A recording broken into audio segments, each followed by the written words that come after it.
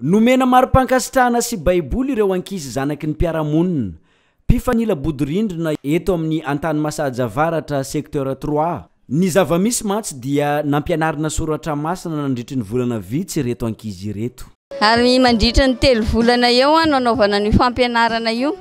Ny tanjona ny amin'izany dia mba tonga ny ankizy ho mpitarika, mipitory ny filazantsara amin'ny ankizy samy ankizy dia tonga azy ho mpitarika rehefa lehibe izy. Fikambanan'ny Pifanila Bodorindrina secteur 3 Antanimasaja Avaratra manetsiketsika ny ara sosialy amin'ny fiarahamonina.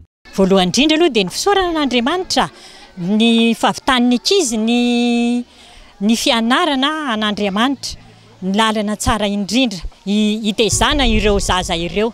Ny sosialy zany tena amafisinay indrindra eto dia ny fandriampahalemana zay tompoko ny tena amafisinay.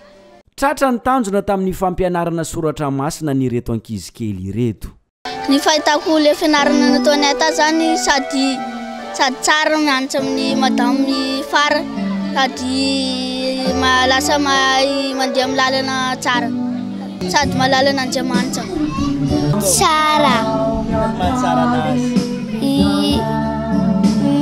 Sady manaraka ten'Andriamanitra sady tsara le fampianarana. Nambarany Sefoko tany Antanimasaja fa fietsika tsara laintahaka izao nataony vahoaka amin'ny fokotany iadidiany izao mba manampy amin'ny fanabeazana ara-panahy ireo ankizy tsy anitantsaina andeha amin'ny lalandiso. Ny ankizy amin'izao fotoana zao dia manao foana ka tsara be misy le zavatra nataony le fikambanana ny Fanolo Bodorindrina amin'ny faritra fahatelo taony Antanimasaja ka isorana zareo zany satria ny fanabeazana io dia zava-dehibe.